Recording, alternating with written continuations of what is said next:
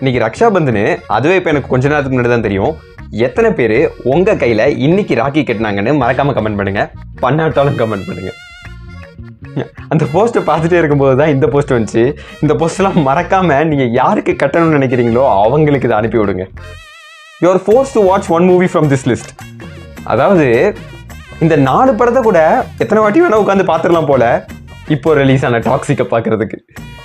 ஆக்சுவலாக டாக்ஸிக்கை நம்ம எதுவும் சொல்லிட முடியாது. Because maybe Rocky Bhai fans comment பண்ணலாம். டாக்ஸிக்கை நம்ம எதுவும் சொல்லிட முடியாது. பிகாஸ் அந்த படம் எடுத்த விதம், கேமராங்களாக இருக்கட்டும், இந்த டிஎன்இஜியோட ஒர்க்ஸாக இருக்கட்டும், எல்லாம் ஓகே தான். பட் படத்தை 7 மணி நேரம் எடுத்து 7 மணி நேரத்தில் எல்லா கதையும் இருந்து அந்த கதை எல்லாத்தையும் கட் பண்ணிட்டு மாசான சீன்ஸை மட்டும் வச்ச மாதிரி தான் படம் இருக்குன்றது எல்லாருக்கும் தெரிஞ்ச ஒரு விஷயம்.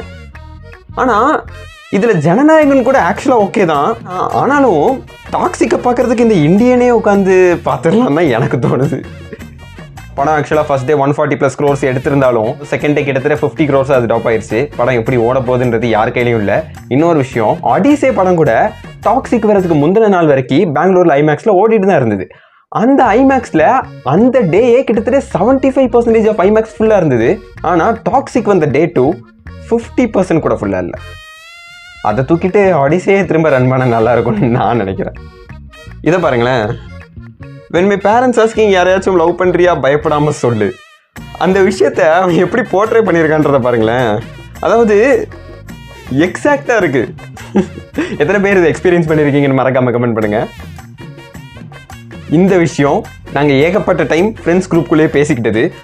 அதாவது கேர்ள்ஸு ஒரு வேட்டி சட்டை போட்டால் கூட அது நல்லா தான் இருக்குது, அது எல்லாருக்குமே தெரியும். ஆனால் ஒரு சுடிதாரையோ இல்லை இதையோ நம்ம எடுத்து போட்டால் அது என்னங்க, இது என்ன எனக்கு புரியல.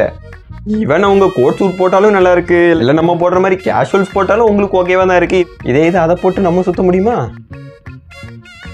இந்த ஸ்கூலில் ட்ராமாலாம் வரும்ல, அப்போ இந்த பாய்ஸை இந்த மாதிரி காஸ்டியூம்லாம் போட வைக்கிறதுக்கு ஏகப்பட்ட கஷ்டப்பட்டுருப்பாங்க. பிகாஸ் என் ஸ்கூலில் நானே இதை பார்த்துருக்கேன். பட் அவங்களுக்கு எதுவுமே தேவையில்லையே, அவங்க பாட்டுக்கு எடுத்து போட்டுப்பாங்க. கோட் சூட்டாக போட்டுப்போம், வேட்டி சட்டையாக நாங்கள் போட்டுப்போம். How girls describe their ex, how boys. Correct. இந்த விஷயத்த மறக்காமல் கமெண்ட் பண்ணிடுங்க. பிகாஸ் எல்லார் லைஃப்லையும் கண்டிப்பாக எக்ஸ்பீரியன்ஸ் பண்ணியிருப்பீங்க. சேனலை ஃபாலோ அண்ட் சப்ஸ்கிரைப் பண்ணிவிடுங்க, மற்றவங்களுக்கு ஷேர் பண்ணிவிடுங்க. நிறைய பேர் நம்ம சேனலை ஃபாலோ பண்ணாமல் பார்த்துட்டு இருக்கீங்க.